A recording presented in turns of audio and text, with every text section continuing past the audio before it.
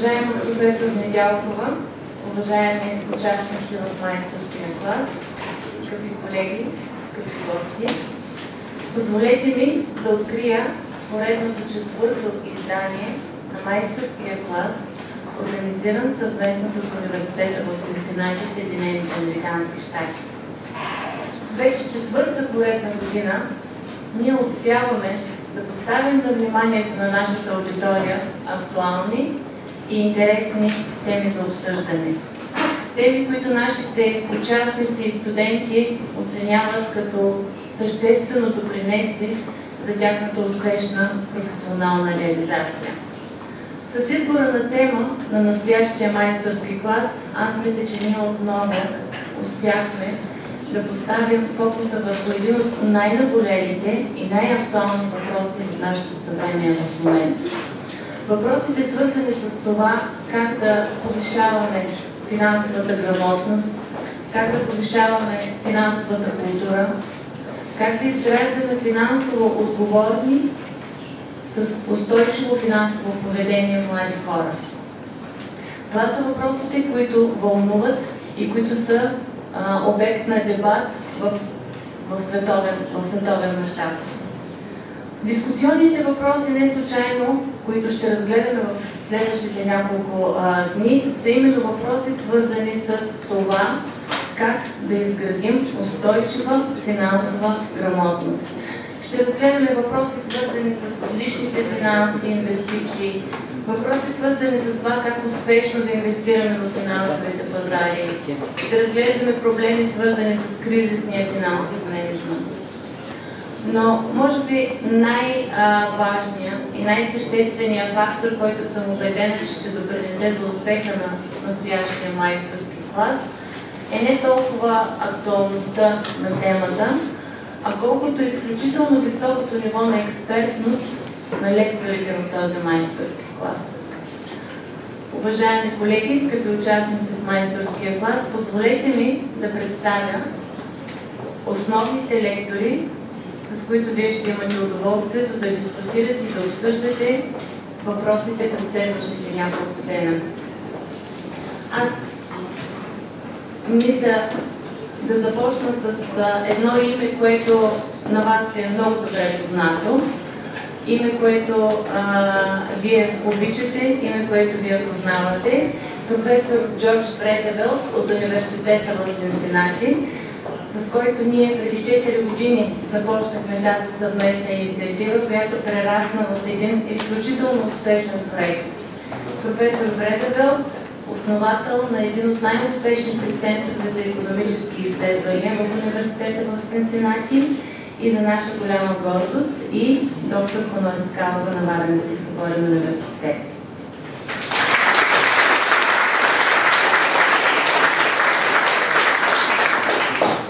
Другият изключително уважаван от нас лектор в настоящия майсторски клас и дългогодишен приятел на университета, професор Ричард Макдоналд от Държавния университет Сейнт Клауд в Съединените американски щати. Професор също по икономика, в момента изпълняващ длъжността директор на един много успешно и динамично развиващ се център по финансови и икономически изследвания към Сейнт Клауд университет Съединените американски щати.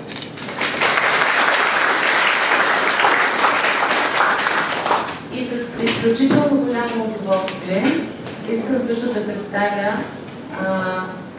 специалния гост на нашия майсторски клас, доктор Питър Харолд, който е председател на Борда на директорите на ХИПО НОЕ Груп.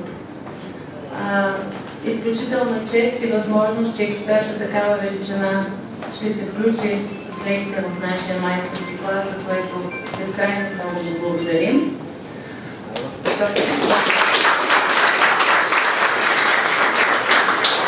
И тъй като стана запасена марка на нашите майсторски класове да комбинираме международният експертност и с наша българска такава, ще имате възможност в рамките на 3 дни на майсторския клас да се срещнете и с видни наши финансови експерти, финансисти, господин Мартин Паев, който очаквам всеки момент да се включи, председател и директор на Сортис Инвест, една финансова инвестиционна компания, както и господин Явор Ачев, който е изпълнителен директор на Pioneer Investments, който също очаквам в рамките на днешния ден да се присъедини към майсторския клас. А сега ви позволете да предоставя думата за приветствие на президента на Варненски свободен университет, професор, доктор на икономическите науки Анна Недялкова.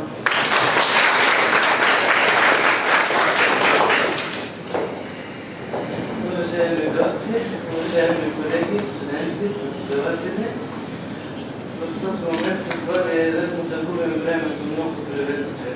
Да благодарим на деканата, на декана на факултета за това, че продължава тази традиция за развитие на майсторските класове напред-нагоре с все по-актуална и значима за нашите възпитаници тематика. Да благодарим, че чрез този майсторски клас факултета и университета стават достойни участници в предстоящия голям форум в понеделник, Международен за финансовото образование и устойчивата икономика. Да благодарим на всички вас за това, че сте тук, че отделяте от вашето време, за да разберем как по най-добрия начин да преминем през сложните процеси на финансовата доминация на обществото с минимум икономически и социални загуби. Не мога да не благодаря от сърце на нашите изключително компетентни лектори, на нашите приятели, които поеха ангажимента и отделиха от своето време да споделят с вас своя практически теоретичен опит. Желаем много ползотворни часове, желаем много добри за себе си компетентности да получите и увеличите и успех на майсторския клас.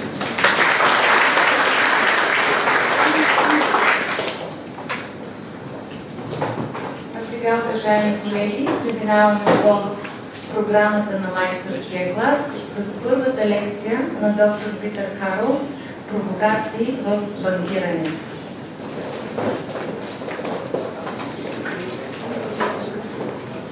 So, also from my side, I give you now the opportunity to take the translating stuff for you.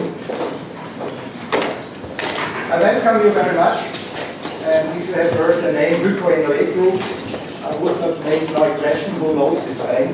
I believe not very many students or many participants here during the past. It's a regional bank in Austria, and the balance sheet size is a little bit less than 16 billion euros. I had some experience here in my area. I was in this nice country in 2004, 5, 6, and 7, so I worked there for 4 years. And I was the CEO of GPP Bank Biotin, Peppers Bank, and I was responsible to merge full bank with those three banks. I was responsible for the group manager, integrated, and chief operating officer here in my area. So I know your country a little bit, and I know your banking system a little bit. When I was requested to give you an overview what are the big challenges in banking which are in front of us, I can speak now for 3 days. What would you believe? Какво вие мислите е най-голямото предизвикателство за един председател или един изпълнителен директор по-настоящем, какво е било преди и сега, и за бъдеще? Тоест, кое е най-голямото предизвикателство?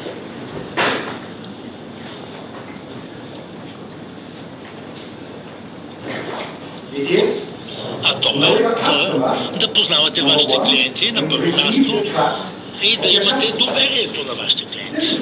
Това е много важно. И когато работите в банковата сфера, вие сте така наречената сфера на услугите. Това е много важно за вас, за клиентите, които това са хора, може да е физическо лице, фирма, представлявана от хора, и другия тип вид човек, който е много важен за вас, когато сте в ръководството или пък сте собственик на такава организация. Мога да ви разкажа една история. Това е доста важно с слушателите. Мога да ви кажа случаи, когато слушателите са доволни от своята работа, от сигурността си и Разбира се, те трябва да имат мотивация да намерят най-доброто решение за служителите. Тоест, на първо място е много важно също да имате добри служители, т.е. да дойдат при вас, да ги обучите и да ги задържите при вас. Така че това са важните неща, които винаги присъстват. И виждам тук много млади хора. В началото трябва да бъдете, разбира се, експерт, специалист в една област. В банковото дело, независимо къде сте, но там, къде се чувствате най-добре. С годините, като остарявате, разбира се, ви трябва повече очила, повече сиви коси имате вече. И няма нужда да бъдете експерт в някаква специфична област. Това, което се развива вече да работата с хората, т.е. навлизате все повече в сферата на това хората да работят за вас, както виждате ето в този случай, примерно да решавате различни технически въпроси, къде да поставите това или онова.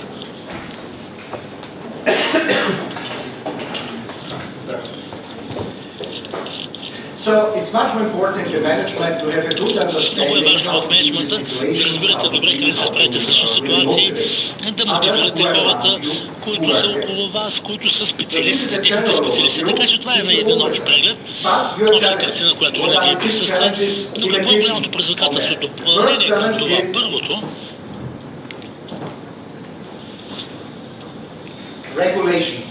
това са нормативната база.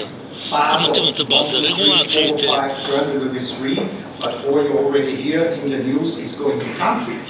Излиза се нови и нови разпоредби, разбира се,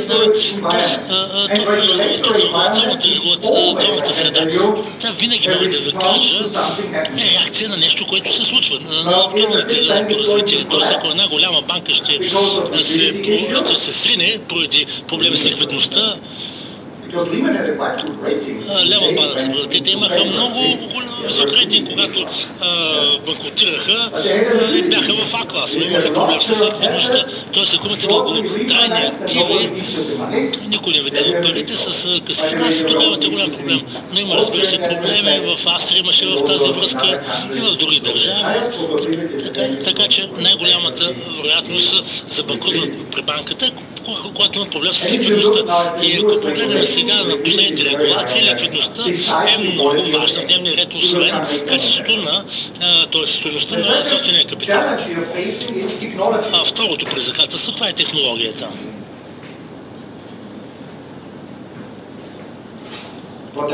Какво означава технология? Когато работите в международен аспект, искате да имате взаимосвързаност между всички системи на информационни технологии с един общ език, да управлявате данни, да предоставяте информация, но допълнение към това да помислим за следното.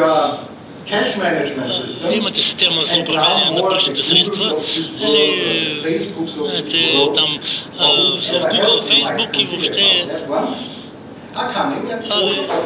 изведнъж ви предлагат също и такава система за управление на паричните средства на вашите клиенти. Тоест това са нови банки в съвсем различна регулационна среда. Това, разбира се, струва доста пари да се справите с тези нормативни разпоредби, но ако един конкурент предлага сравнима технология, например за управление на паричните средства, трябва да видите дали не изоставате от нещата и каква добавена стойност може да предоставите на клиентите. От друга страна, и това е много важно, какъв е вашия бизнес модел, когато вашата местна банка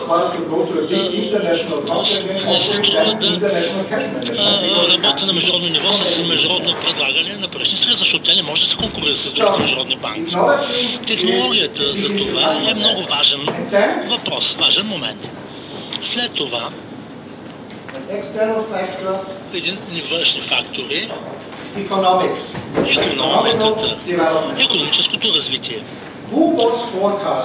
Кой предричаше, че ще има отрицателни лихвени ставки? Както ще видите по-късно, ще има отрицателни лихвени ставки в Европа. И да се върнем технологията. Винаги има една взаимосвързаност, когато имате една информационна система, която може да изчислява отрицателните лихвени ставки по кредитите. Това е много важен въпрос за много системи в тази връзка. Вторият важен въпрос е кой предричаше ситуацията с швейцарския франк, защото изглеждат нещата доста просто. 1,20 швейцарския франк намалява, фиксирана е ставката и нещата си изглеждат добре. До началото на тази година обаче. Тогава за един ден падна под 1 швейцарския франк.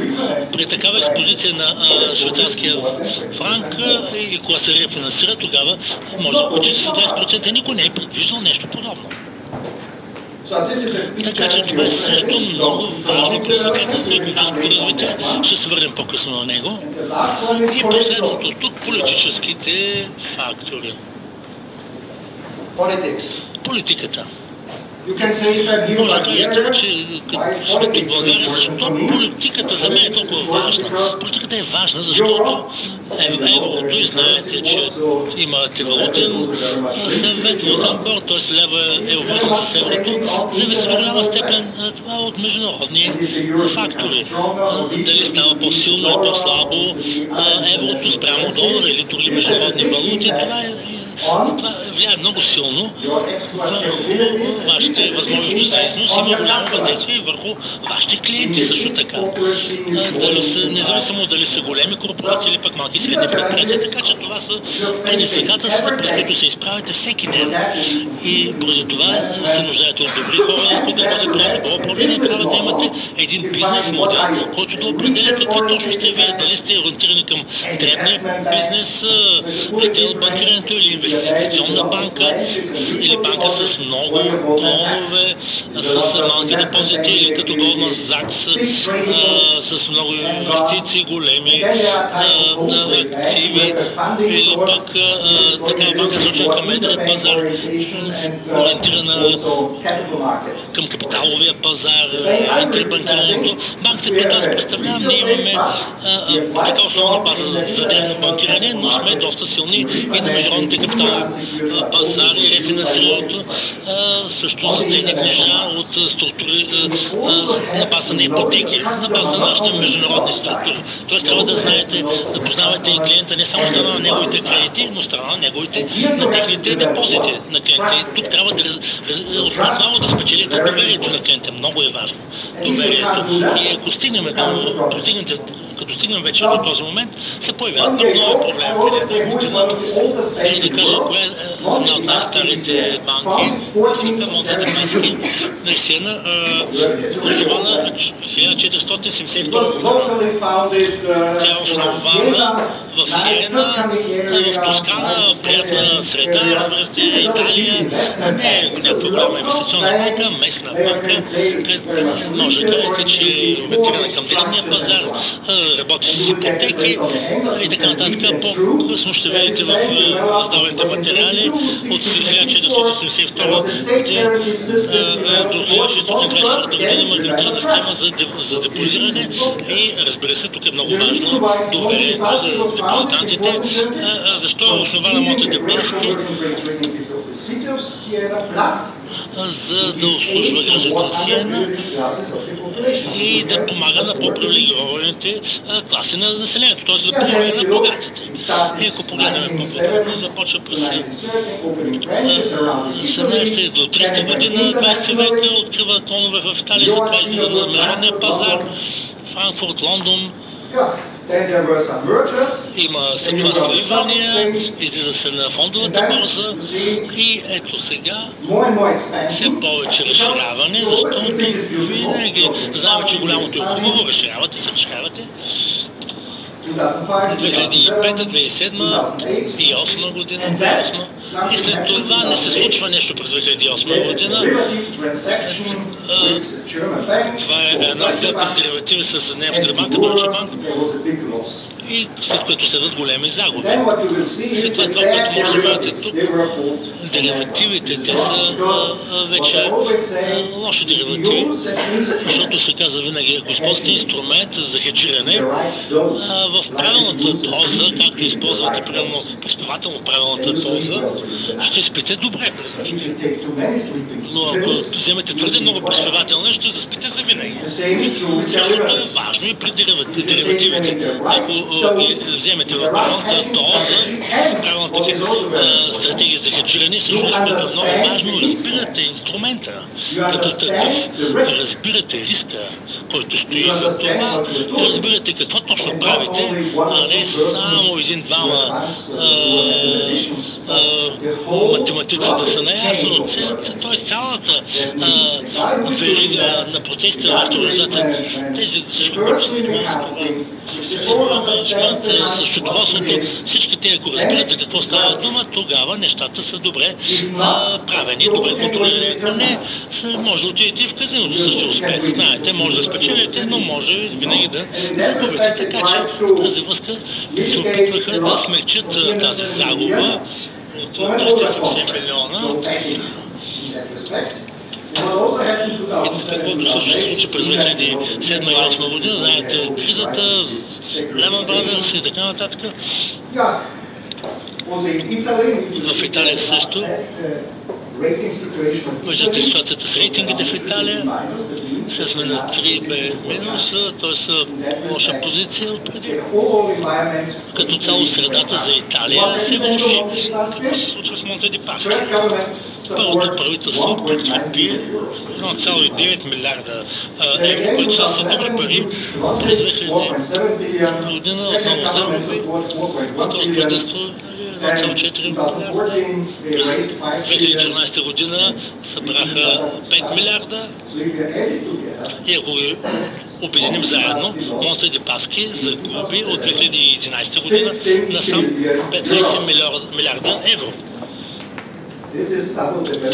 Това е 2 пъти, колкото баланса на най-голямата банка в България.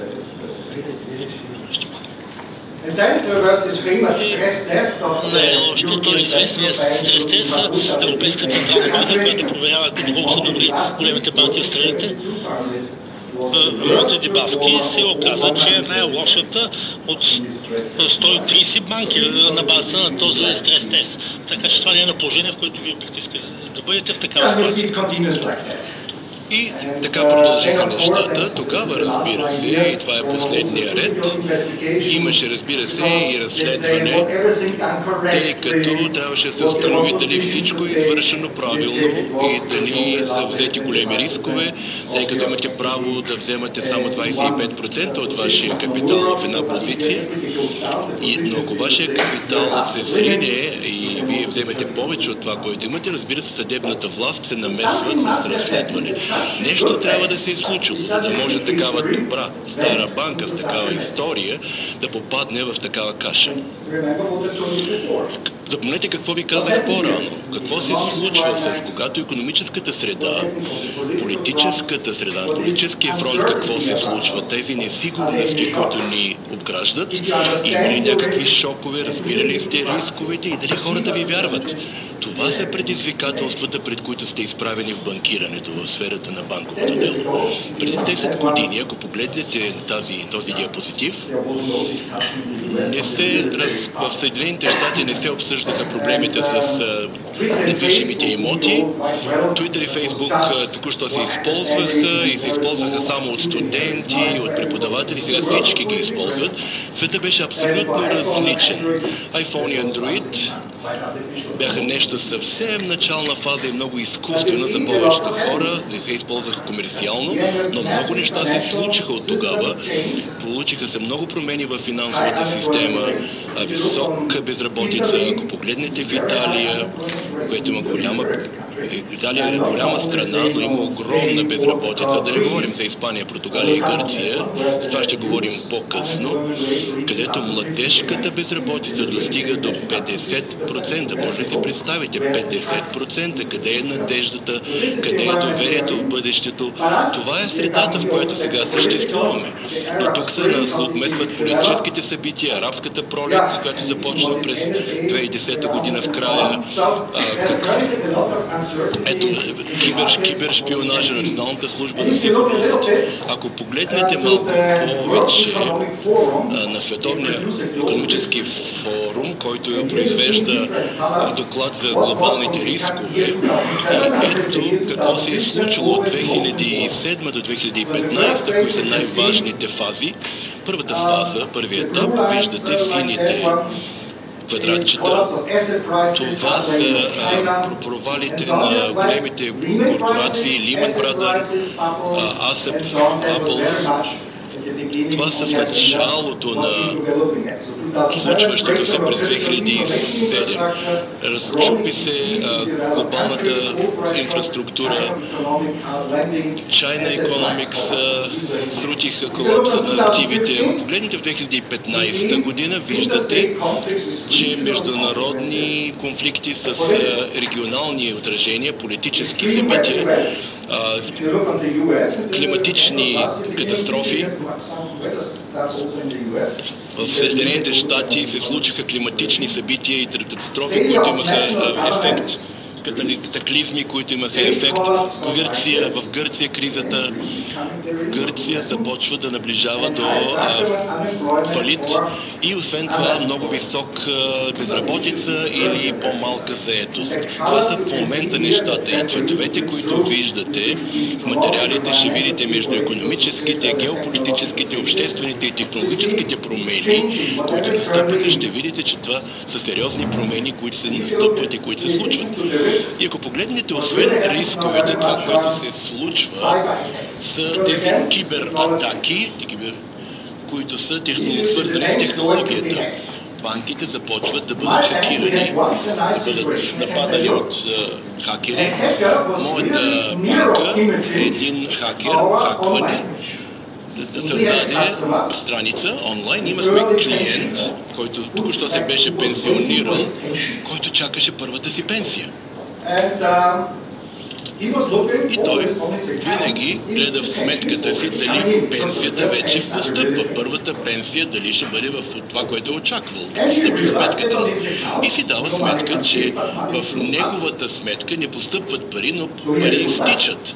Той е имал добрия късмет, защото веднага се обажда в банката и казва какво става, аз не чакам парите, те не.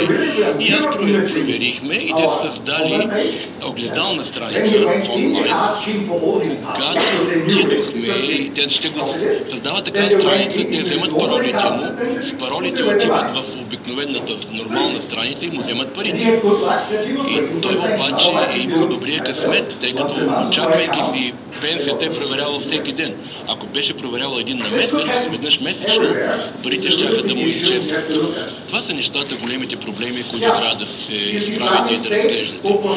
Ислямска държава, Боко Харам, Ал-Кайда. Вижте какво става и какво ще се случи. Това също има влияние върху общата цялостната ситуация. Конфликта в Иран, ето тази атомните възможности на Иран. Израел може да нападне Иран. Какво може да стане, ако има война и ако трябва да се прелита на други държави и Иран се отрази, ако те затворят петролните маршрути за корабите, това ще има влияние върху цените на петрола. Така че от политическия фронт събитията имат също много важно значение за икономическите проблеми. И затова тук в университета показваме, че всичко е много усложнено. Тази взаимосвързаност на нещата е една много сложна мрежа, едно обобщение на всичките взаимосвързани рискове, които не могат да бъдат разглеждани в изолация. От провалите на управления на правителства, конфликти световни.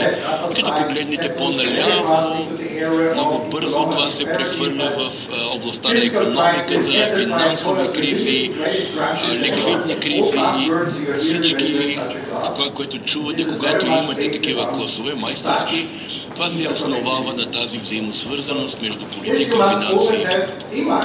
И всичко това трябва да имате предвид, когато анализирате ситуацията, в която се намирате и с която решавате. И същото е вярно, когато сте във Варна, в някой малък клон на някоя банка и дойде някой клиент и ви пита да си депозирам ли сега парите за 3 седмици или за 1 година.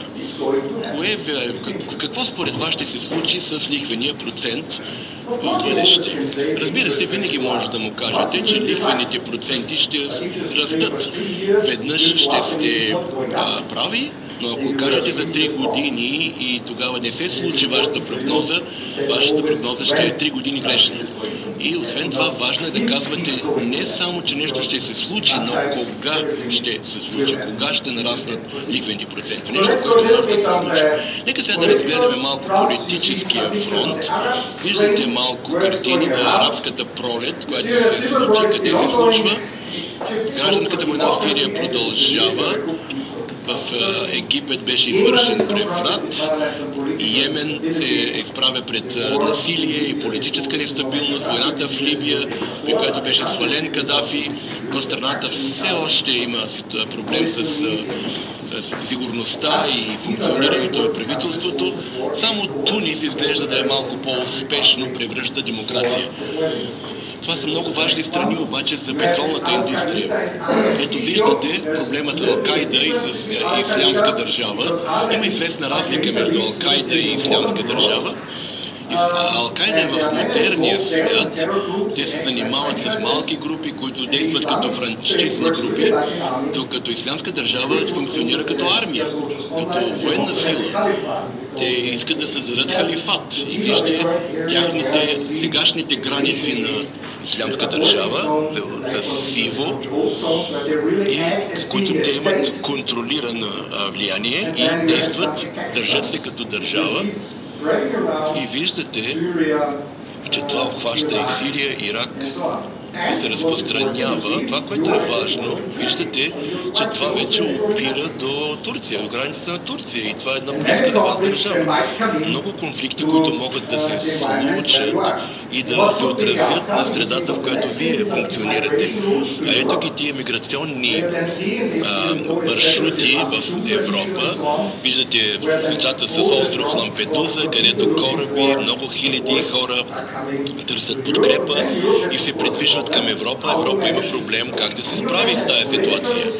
Ето има политически разговори, дискусии, които се водят, и вие, разбира се, трябва да разгледате и политическите дискусии, какви отражения те имат върху икономическата среда в това отношение. Когато работите в австрийска банка, в банковата среда в Австрия, това, което е много важно, е какво се случва в Украина и в Русия. Когато сте във Виена и се придвижвате, разглеждате тази западна част на Австрия към Швейцария, около 600-700 км от Виена, това го разбирате, какво се случва там.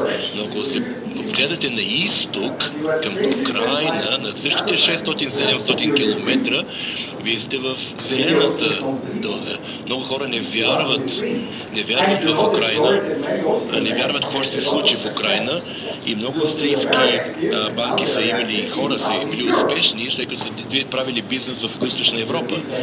Имаме големи банки, които са контролирани от италиански, германски и австрийски институции, и също така в Украина и в Русия имаха силни позиции.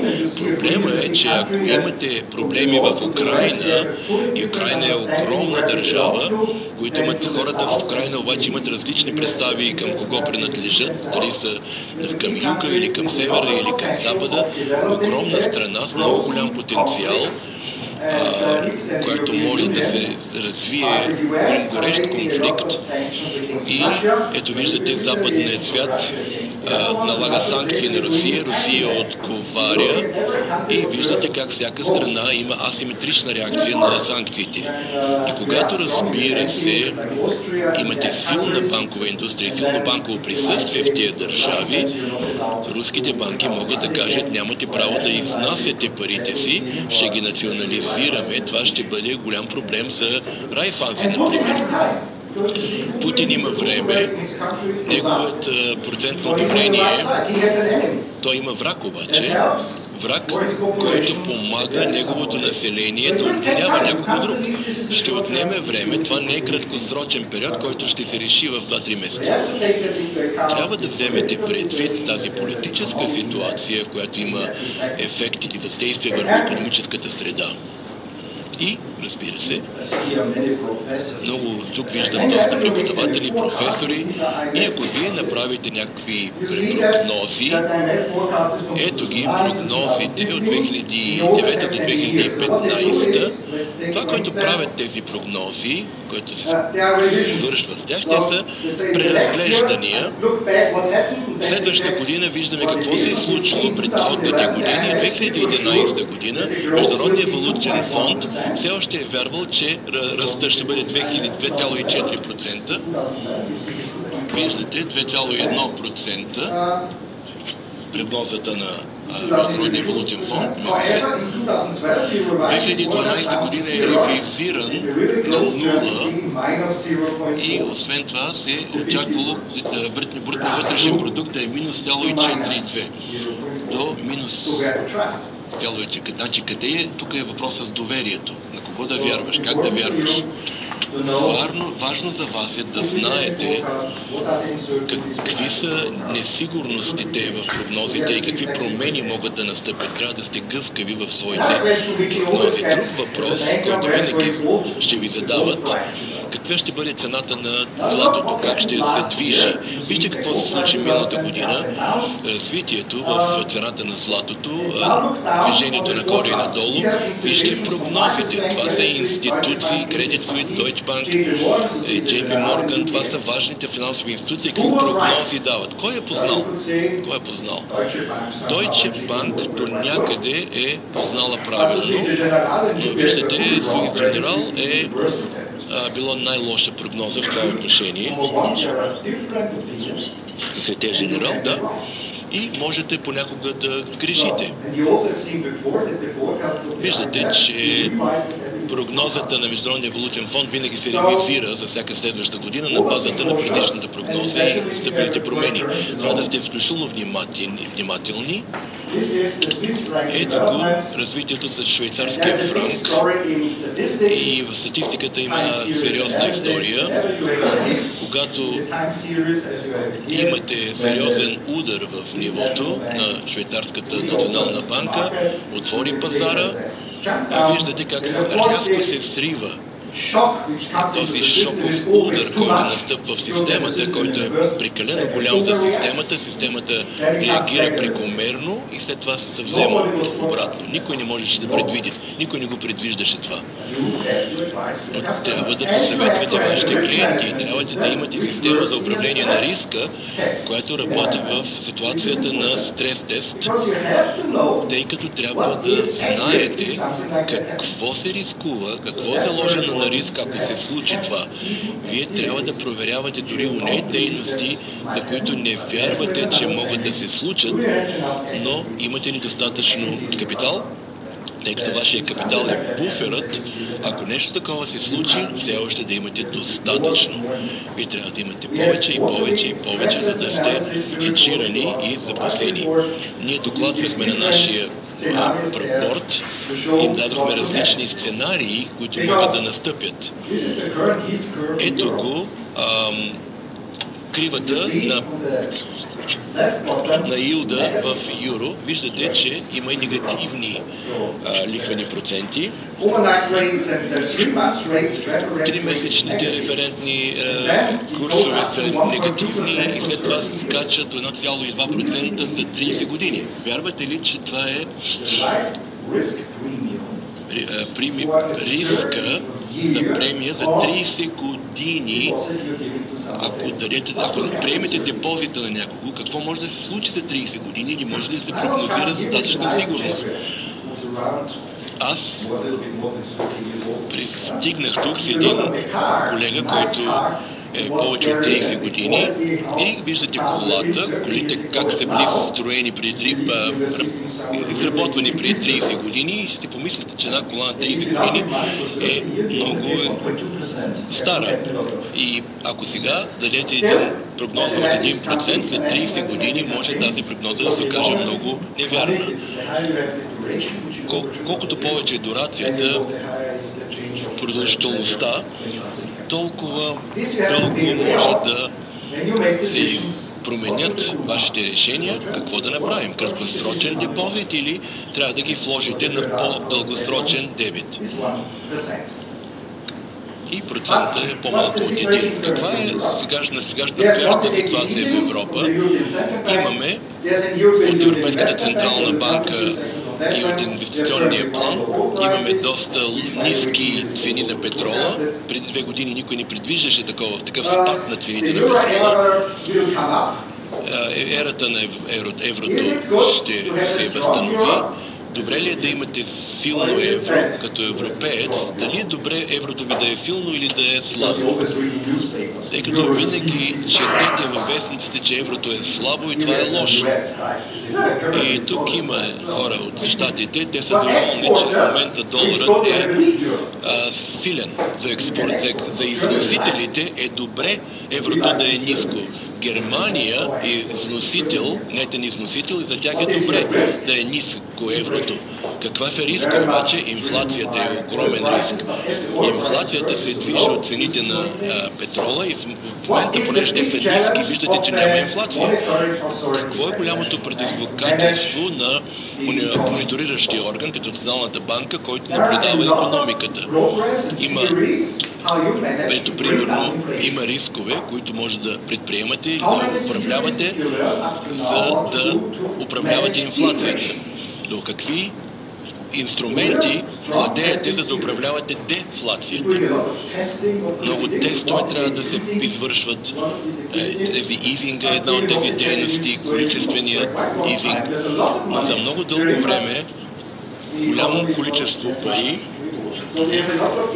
имате доста сериозни проблеми в икономиката пред нас, плюс количественото понижаване от Европейската централна банка, като приемате също и нискокачествени активи като залог за заемите, които отпускате. Когато имам голяма ликвидност, хората започват да купуват къщи, цените се увеличават и имате този балон на активите, но когато се случи нещо, цените се сриват обратно. И тогава има много проблеми, могат да настъпят отново. Виждате и каквото казах по-рано, за повечето европейски страни прогнозите през април 2015 година, освен за Япония, бяха намалени прогнозите. През 2014 година Международният валутен фонд предвиждаше за Русия 5% ръст. Еврозоната 1,2-1,5, но това не се получи. А в Съединените щати 3,1, 3,6, 3,1 не беше толкова лошо, но трябва в азиатските държави се предвиждаше 5%. И там в Близкия изток и Африка се предвиждаше 3 или 4%. В много кратък период прогнозите могат да бъдат сменени дори от Международния валутен фонд и цялата ситуация може да претърпи промяна. И ето го, кой е най-големият проблем, пред който сте изправени, когато сте предприемач и искате да получите заем. Какъв е първият въпрос, който всеки банкер ще ви зададе? Какъв е капитала ви? Какво разполагате? Капитала е, тъй като това е първият елемент, който поема загубите. Така че проблема за Европейския съюз е, ние ще трябва да предпокажем, че имаме капитал. Значи, ако имате гаранция, не трябва да плащате в брой, европейските инвестиционни банки могат да дадат 5 милиона от Европейския фонд за стратегически инвестиции, 21 милиона и 16 плюс 5 милиона. Това е капитал, който можем чрез заеми да покажем, да имаме и да имаме тъй като коефициента е 15, то ние можем да използваме 15 пъти нашия капитал за дългосрочни заеми в инфраструктура и също така и за малките и средни предприятия 75 милиарда. Това е плана, с който се разполага. За политика е лесен. Те не трябва да плащат, те просто дават гаранция, държавна гаранция. Европейската централна банка получава гаранция, те отпуска парите. Но какво е необходимо, за да се получи това, да проработи? Трябва да имате проектите, които да се финансирате. Не само идея за проекти, трябва да имате завършен проект. А това отнема доста време в етапа на планиране. Трябва да получите всички одобрения. Ако имате проект, да кажем, за нов мост между България и Румъния, например, искате да го извършите сега, веднага да го построите, но планирането отнема години, освен това всичките одобрения, комисионни. Трябва да имате доста добро проектиране и да анализирате банковата система, за да имате разбирането. Както казах, цените на петрола са доста ниски в момента.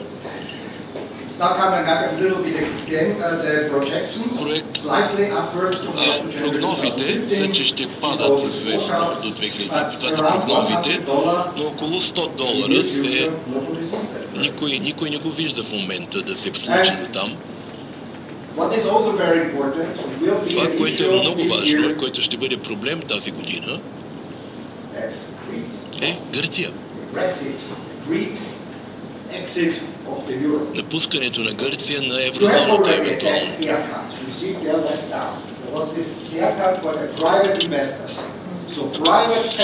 Дяла за частните инвеститори, частните пенсионни фондове, които са инвестирали, за да вземат 25%. То е 75% от исковете, което е доста. И ако погледнем, кои са те настоящите длъжници, Европейския фонд 1,15 милиарда, 63 милиарда немския дял, двустранни кредити от други страни от еврозоната, Международния валутен фонд, Европейска централна банка, Националната банка на Гърция. Всичките вестници са пълни с статии, че Гърция трябва да излезе от еврозоната. Какво ще стане обаче? Какво да направим? Има проблем. Тъй като сега гръцките банки работят по различни рискове, какво ще стане, ако те излязат еврото, или пък т.е. тяхната новата валута ще бъде девалвирана на 45-60%. Не знаем колко, с колко ще девалвира и ще наблюдаваме това, че ще има отписване, разбира се, на публични средства. И ако погледнем колко ще бъде остатъчният дълг, ако го сравним до някъде с Ирландия и Португалия, ще видим, че изплащането на капиталното изплащане не е толкова голямо, при другите държави дори още повече, тъй като те вече са имали преструктуриране с един дълъг профил на матуритет, с субсидирани кредити и ще видите, че сумите на лихвите са много ниски за тях, като цялостна сума, цялостна цифра. Не, мисля, че това е номиналната стойност. Не е толкова голяма. Основният проблем е какво ще стане с европейските институции, ако те трябва да залечат Гърция, т.е. да правят такива описвания на кредити, залечаване на дългове. България е доста добре, риска от бедност във вашата страна е доста голям. Това са държавите притъсни за бедност, но и Австрия тук, дори тя е дори по-голяма, отколкото в Унгария, в Чешката република. Най-високият риск от бедност е за Гърция, разбира се. И ако имаме такава една ситуация, проблемът с бедността е доста голям, т.е. това има голямо влияние, тъй като възможността да се изплащат кредити, дори частни кредити като физически лица, и ако това спада като възможност, тогава нещата се влошават много по отношение на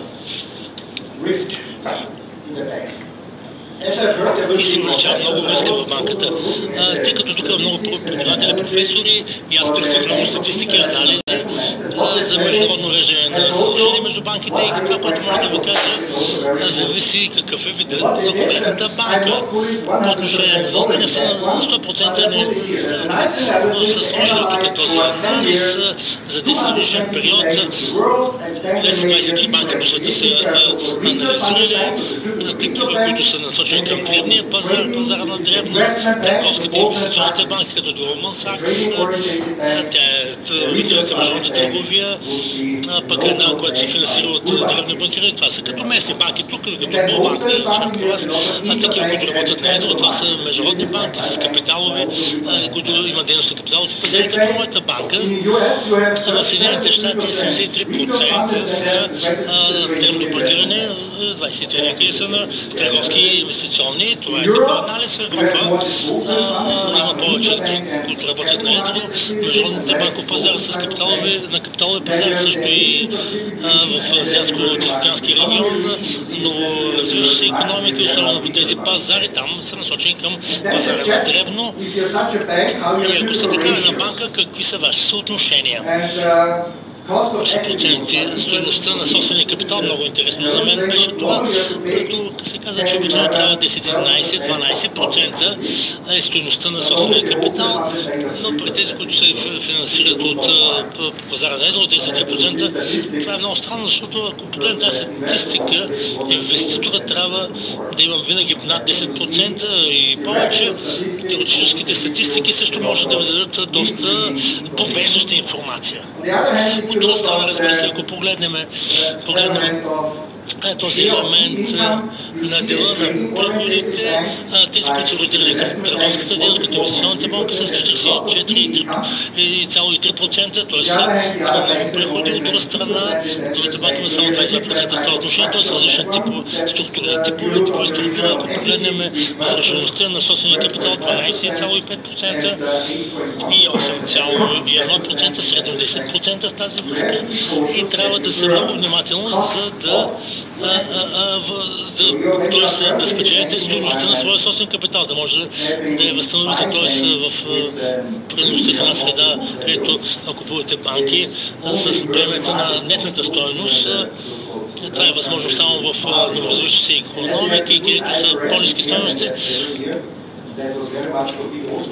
За големите банкови групи в Австрия също е важно за оценяване на нетната стойност и също репутацията на пазара. Това, разбира се, тогава се плащат доста по-големи суми при закупването на банки. Тоест, зависи от нивото на общо развитие. Ами тръгвате само какво още е много важно да настрана какъв пазар се намирате, микро, малък или средни предприятия, малките средни предприятия. Те са много важен фактор. Те могат да ви кажа, че все повече микро предприятия принудват самостоятелни, индивидуални предприемачи. Също в западния свят, Европа се трябва да проверите с какво точно се занимават, да познаете много добре своите клиенти, да знаете с какво се занимават и това е съществено. Сега регулациите, нормативната база, за която говорих в началото. Това са новите регулации, база на това са, те задават нови изисквания по отношение на капитала, на ликвидността, т.е. процеса на надзорна дейност. Тоест нови неща се задава за банките и виждате, че ще ви трябват много повече собствен капитал за бъдеще. На следващите слайдове само това няма да ви занимавам, тъй като времето изтича, но за настоящия си обхват на бизнеса ви трябва също и повече собствен капитал, за да оправдаете тази дейност. Тоест основен проблем е, че трябва да вложите повече собствен капитал, за да се съобразите с изискванията, с нормативната база, но също и да го консумирате повече, тъй като те изискват по-голям буфер. Тоест, това е една сложна ситуация за банките и важното е кой ще им предостави този капитал, тъй като по-рано стоеността на капитала и възвръщаемостта, разбира се, частично няма как да възвърнете стоеността на капитала си. Освен това трябва да изпълните всички нови ръководни насоки за ликвидността по отношение на съотношението за покритие на ликвидността, което ми изтича 11 часа е вече. Надявам се, че се получили добра представа за предизвикателствата пред нас. Мисля, че всички тези предизвикателства биха могли да бъдат управлявани. И защо? Защото когато имате добри служители и познавате добре своите клиенти, ще бъдете добре подготвени, ще можете да управлявате добре